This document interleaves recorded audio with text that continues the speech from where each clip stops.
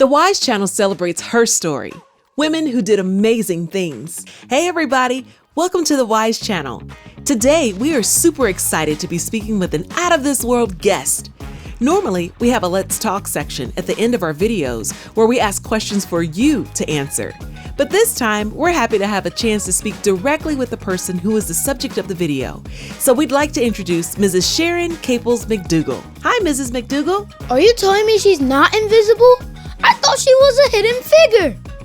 No, she's not invisible. But if you saw our last video, you'll know that Sharon McDougle is a hidden figure behind the NASA spacesuit team. If you haven't seen that video, be sure to check it out. So let's start from the beginning. Mrs. McDougle, how would you say your childhood helped prepare you for your experiences as an adult? Well, my childhood prepared me by me having to do a lot of chores. So I had great time management skills. I had to do a lot of things in a short amount of time, every day, all day. Besides going to school, I had a lot of chores at home. So that did help make me more well-rounded person and prepare me for the real world. Teamwork, because I had to wrangle all the kids and make sure I got everybody's hair combed and fed and clothed and bathed and everything. So it's kind of like I was kind of like a mommy at an early age, even though they weren't my children. So all of that did play into making me who I am today. It may not be fun in the moment, but it sounds like doing those everyday things with excellence prepares us for the future. Even though I didn't really like to do it, I did it to the utmost. Like making the bed, I would look in magazines and see how they have the little piece that was folded back and tucked. I would try to do it just like the magazine, even though it was a chore. So I tried to make the best of it. And you know, all children want that praise from their mother and father, but this was my oldest sister. So she, wasn't really my mom, but she was my mother figure for the time. So I would do all of this in hopes of them noticing and, praising you for it, because it'll make them feel good. It makes me feel good, and I'll try harder to do it even better the next time. We were sorry to hear that your father and mother passed when you were a child. How did you keep going and get through that tough time? Well, the initial way that I was able to keep it going was from my second grade school teacher, Mrs. Jennings. If it wasn't for her, I don't know if I would have come out of that little depression I was in after my mom got killed, because my dad died when I was 4 years old, so I didn't really know him. But when my mom got killed, I stopped talking, and I loved school. I didn't want to go to school. I didn't want to be around anybody. And she put forth that extra effort to give me that extra attention, the extra hugs, the praise for getting good grades that I so needed, and kind of just brought me back to life. And so I decided I'm gonna do my best at everything that I do. After high school, you joined the Air Force. What was that like? I'm telling you, that's the best thing I could have done. Thank you, Air Force recruiter, Sergeant Bud Rucker. I didn't have money to go to college. I didn't know what I was gonna do. So when he came out and told us, oh, the Air Force pay for your school, you'll have a great job, you'll get to travel, I was like, man, I was ready that day to sign up. It's like, you can sign up right now. So I joined the military. My first and only home station base was at Beale Air Force Base, California, where the SR-71 and U-2 aircraft are housed. Okay. Well, that was the best. That was so much fun. And so my real job was working with the hypobaric and hyperbaric chamber, the altitude chamber and the dive chamber. That was my official job as an aerospace physiology specialist. But by being stationed at Beale, an additional job was working with the full pressure suits, which was the fun part, because the chambers were super boring. What was it like traveling to different countries?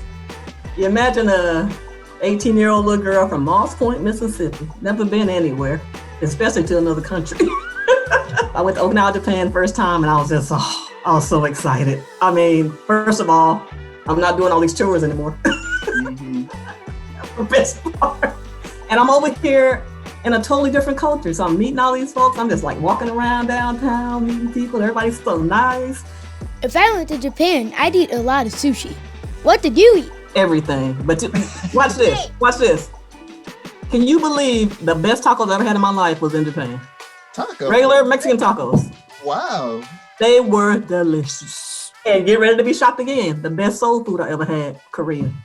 Wow. Was it in Seoul, Korea? That's a dad joke. Dad joke.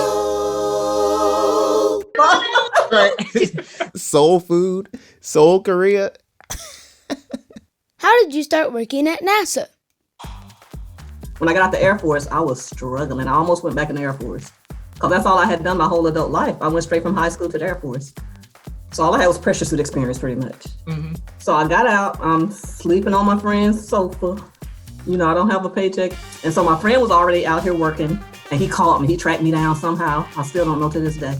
So I drove out to Texas and I started in July 1990 in my department where I was the first Black person, period, to start in that department. And I started off as a C-Tech, which is the bottom of the technician pool. 3 years or 4 years later, 4 years, 94, I think, I became the first Black crew chief and the first woman crew chief. And then I went from there, 2004, I became the manager of the department. So how did you meet Mae Jemison? So I got there in 1990, right? So 91 is when they assigned the crew.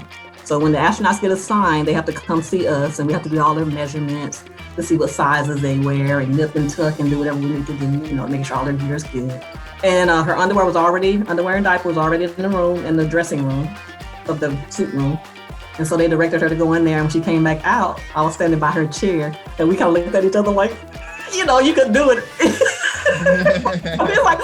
And she's like, realized I was her suit tech. So we both had that little connection. We looked at each other and I kneeled down and started helping her put her equipment on and introduce myself. And I'm just talking with her, talking her through it as I'm suiting her up and everything.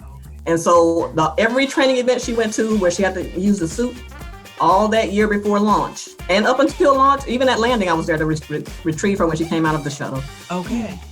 I was there. I was making sure she had every pencil, pen, anything she needed. I was her girl. I was still mama. Still mama. Did you say astronauts have to wear a diaper? Grown-up size diaper. Okay. And let me tell you how smart the astronauts are, y'all. We had to write front on the diaper. Look. You had to write. But the reason they wear the diaper, y'all, is because they can't get up and go to the restroom once they're strapped in. Right. And they're lying on their backs 3.5 to 4 hours in the shuttle waiting to take off. So when they go out there, it don't just start 10, 9, 8, 7, 6. They come see us about 4 hours before launch. We suit them up. They go out. 2 of my team members will strap them in, and then they're lying there for 3.5 hours. Wow. And if you don't have that diaper on, guess what? You have a number 1 and number 2. You gonna fly with that? Laying in it, whatever. Take it to space. You're stuck with it. Take it to space. Yep. It's going right with you. And then guess what? It's gonna be there marinating for 2 weeks or however long you up there. And you gotta put that same suit back on and come home. And I've had, like I said, some men refuse to wear it. They wouldn't do it. So I was like, just hope you don't get, once that shuttle start rumbling, nothing don't come out. Don't get nervous. I know I'd be nervous. I don't know what I would do. Yeah, just wear it. Thank you so much for being here with us. Are there any final thoughts you'd like to leave us with before we go? Always know who you are. So don't let nobody take that from you no matter what. Always know who you are and keep your integrity and character in check because it's so easy to do what somebody else did or act the way somebody else acts. Know that you can still be successful, even if you may not be given all the opportunities as someone else. Like in my case, not being able to afford college. You can still be successful. You just have to really buckle down and decide what you want to do and be the best you can be. You might not be better than the other person, but be the best you can be. That's all you can do. Be kind. It's so hard now. Be kind. Be kind. And the last main thing is if you get into a position where you can help somebody, do that. Wow. Thank you so much for your time and for sharing your story. We know you inspired a lot of people. Thank y'all so much. I appreciate it. I had a good time. We're also looking forward to reading your new book, Suit Up for Launch with Shay. It will be available soon, so whenever it is, everybody be sure to check it out. If you'd like to contact Mrs. McDougle to speak for your group or event, her contact information is found below in the description. Have you subscribed to the Wise channel yet? If not, you'll go to space without a diaper. Please subscribe. We don't want this to get messy. See ya. See you later. Bye.